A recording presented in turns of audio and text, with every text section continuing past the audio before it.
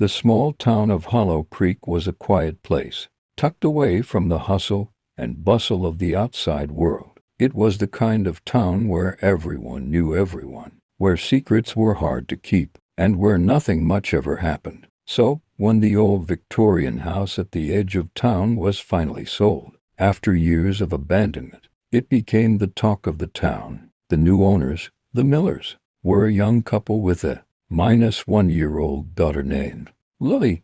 They had moved from the city, hoping for a fresh start after a difficult year. The house, though old and in need of some repairs, was full of charm and character. Its creaking floors and antique furnishings gave it a sense of history, and Lily immediately fell in love with her new home. As they unpacked their belongings, the family explored the house room by room. In the attic, Lily found something that caught her eye: a beautiful old doll, tucked away in a dusty corner. The doll was dressed in a delicate, lace-trimmed dress, her porcelain face painted with a soft smile, and her glass eyes a vivid blue. Her hair, though slightly disheveled, was a rich auburn, and she wore a pair of tiny, polished leather shoes. "Mom, look what I found!" Lily called out, holding the doll up for her mother to see. Mrs. Miller climbed the creaky attic stairs and smiled at her daughter's discovery. "Oh, she's lovely,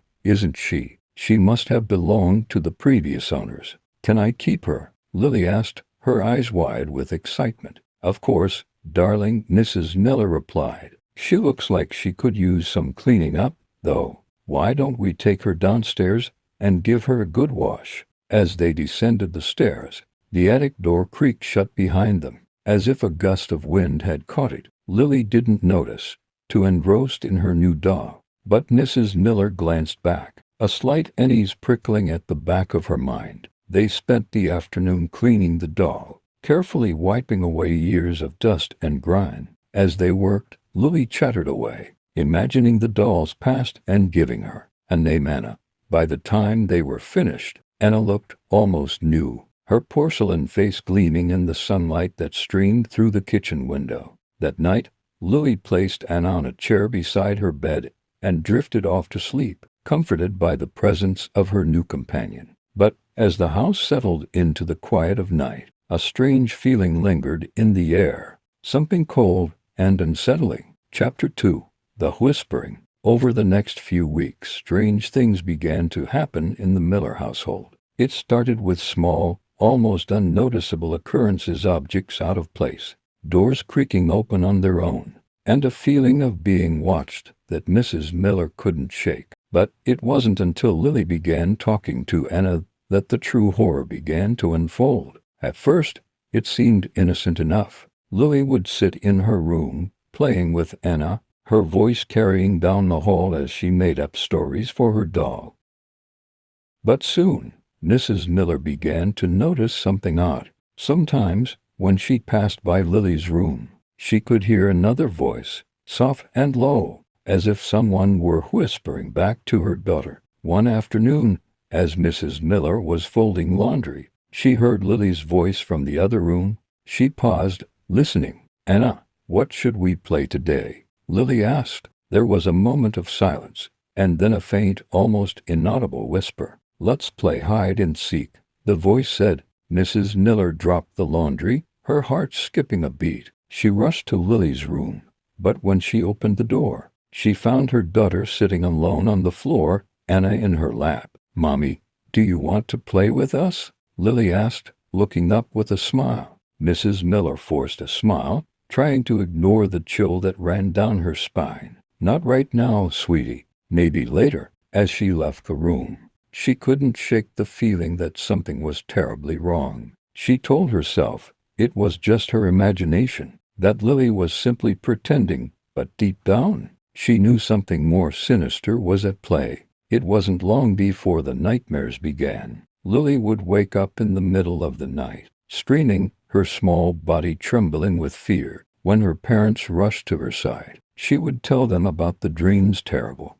vivid dreams of a dark figure standing at the foot of her bed, its eyes glowing with a malevolent light. "It was Anna," Lily would whisper, clutching the doll tightly. "She wants to play, but I don't want to. She's scary, Mommy." she's scary." Mr. Miller tried to comfort his daughter, reassuring her that it was just a dream, that Anna was just a doll and couldn't hurt her. But the nightmares persisted, growing more frequent and more intense. Lily began to withdraw, becoming quiet and sullen during the day, her once bright personality dimmed by the terror that haunted her nights. Mrs. Miller, too, was plagued by unsettling dreams. She would wake up in the early hours of the morning, drenched in sweat, with the sensation of cold fingers brushing against her skin. She began to dread going to sleep, fearing the darkness that seemed to grow thicker with each passing night. One night, unable to sleep, Mrs. Miller got up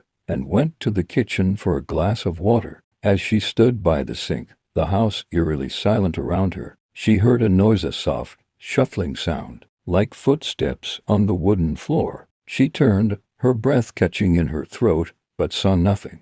The sound stopped, replaced by a soft whisper that seemed to come from nowhere and everywhere at once. "Come play with us," the voice said, the words sending a shiver down her spine. Mrs. Miller backed away from the sink, her eyes wide with fear. She stumbled back to the bedroom, where Mr. Miller was still fast asleep, oblivious to the terror that had gripped the house.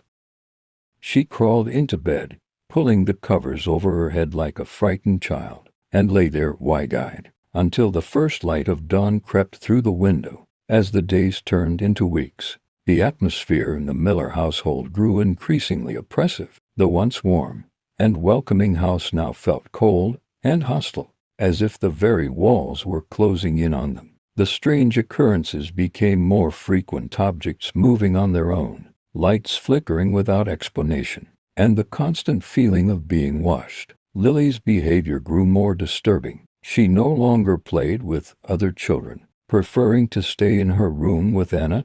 She spoke less and less, her once bright eyes now dull and lifeless, and when she did speak, it was often in a strange, sing-song voice that sent chills down her parents' spines. One evening, as Mrs. Miller was preparing dinner, she heard a loud crash from Lily's room. She rushed upstairs, her heart pounding with fear, and found her daughter standing in the middle of the room, surrounded by broken glass. The mirror above Lily's dresser had shattered, its shards scattered across the floor. "Lily, what happened?" Mrs. Miller asked, her voice trembling. Lily looked up at her mother, her expression blank. "Anna did it," she said simply. Mrs. Miller glanced at the doll, which sat on the bed, its glass eyes staring blankly ahead. She felt a surge of anger and fear. This had gone on long enough. She couldn't let this doll, this thing, destroy her family. That night, after Lily had gone to bed,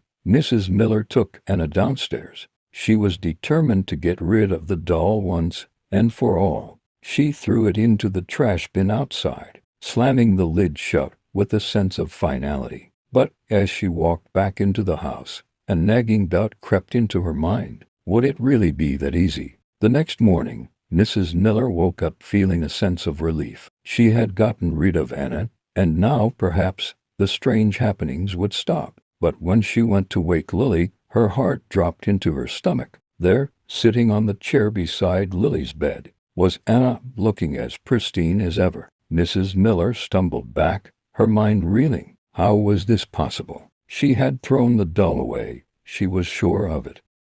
And yet, here it was, as if nothing had happened. "Mommy, why did you try to get rid of Anna?" Lily asked, her voice cold and distant. I was just trying to help, sweetheart," Mrs. Miller stammered. I thought she was scaring you." Lily shook her head, her expression unreadable. "Anna doesn't like it when people try to take her away." Mrs. Miller's hands trembled as she backed out of the room, her heart racing. She knew she had to do something, but what? Who could she turn to? Who would believe her? That evening, she told Mr. Miller everything. He listened, his face growing pale as his wife recounted the strange occurrences and the doll's inexplicable return. He was a practical man, not prone to superstition, but even he couldn't deny that something was terribly wrong. "We need to leave," Mrs. Miller said, her voice shaking. "We need?"